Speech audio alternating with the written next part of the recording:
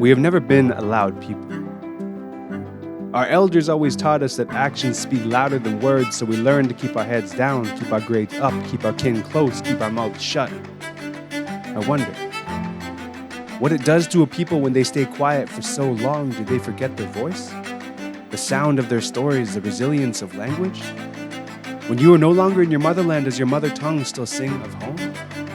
What work songs lifted our spirits as we built the railroad? What prayers did we whisper as they sent us to camps in the mountains to meditate on all the ways we don't belong to this country? So we stayed quiet. As they burned our Chinatowns down and spit on our grandmas at bus stops, we stayed quiet. As they laughed in our faces and told us to go back where we came from, but they've mistaken our silence for compliance. Looked on our meekness as weakness. See, we, and not the submissive stereotype that's been depicted on silence, on us, they've gotten it twisted. See, silence is golden, as are we. A gradient of yellow to brown, every Koreatown and Little Saigon an act of defiance. Every hunchbacked elder a humble giant. Silence is grace in the triumph, is peace in the riot. Silence is bold, a force.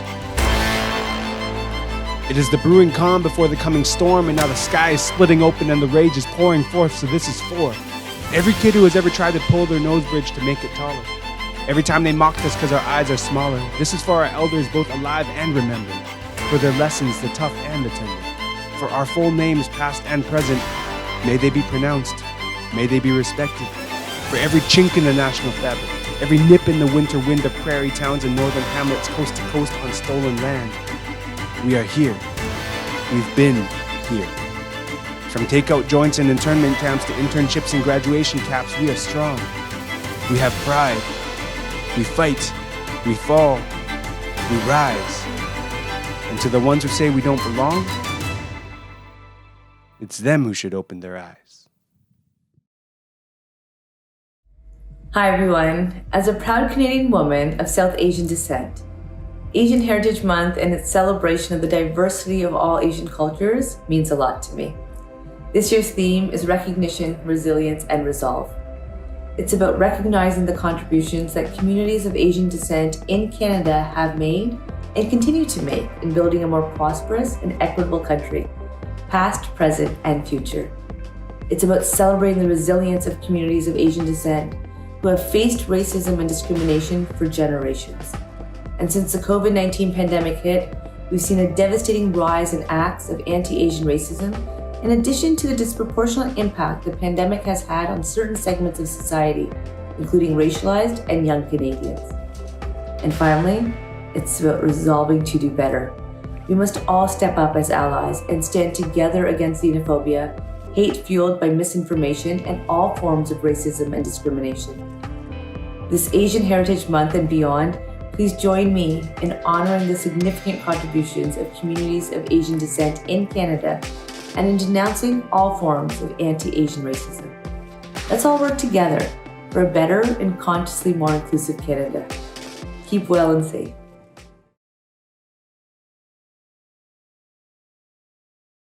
First of all, many thanks to the organizers of this forum for taking the time to promote this extremely necessary conversation and dialogue. And I want to thank you as well for the opportunity to pass along my greetings to everybody involved. More and more, we find that politics, international geopolitical events, and other events in our country and without are becoming unjustly personalized. The focus of today's discussion to address racism directed toward our Asian neighbors could just as easily be used in more recent events to address racism toward our Jewish or Muslim neighbors, our Punjabi, Hindu, Indigenous, or Black communities. This alone is proof of how important today's discussion, and most importantly, the fundamental principles and values behind today's discussions, how important they truly are. As a nation, Canada is often a moderating voice in world affairs, and at times, that can and should include justified criticism of the actions of foreign governments. But the diaspora of any foreign government, those who by race, language, or culture are identified with another nation, or any minority, be they in Canada for millennia or otherwise, they should never be subject to personal abuse of any kind.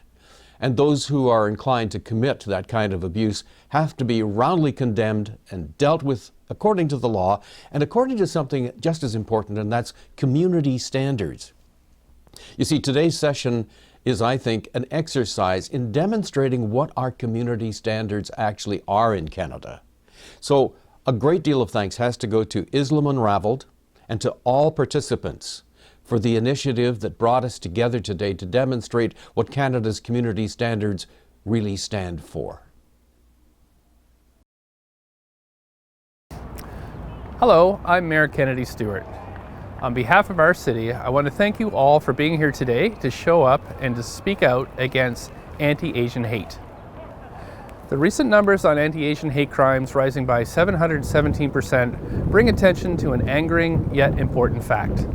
Racism and hate lurk in our city, and to fight it, we need to speak out against it. Hatred and violence have no place here. Racism and bigotry are not welcome here. As allies, we have a responsibility to step up and use our voice. We must push back on white supremacy and stand together with our neighbors that are hurting. At the city, we recognize our history of colonialism and systemic racism. We have a serious role to play in anti-racist work and moving that work forward in collaboration with impacted communities. In response to anti-Asian racism, we have been hosting discussions with community leaders to identify actions the city can take to support a number of issues the community has already made clear to us. These include victims having limited resources or folks not having the tools to know how to respond when witnessing a racist incident. The city has also provided funding to the Chinatown Business Improvement Association for extra security to respond to racism and violence in their neighborhood, and we continue doing outreach to organizations and businesses in Chinatown to ensure they have the support they need.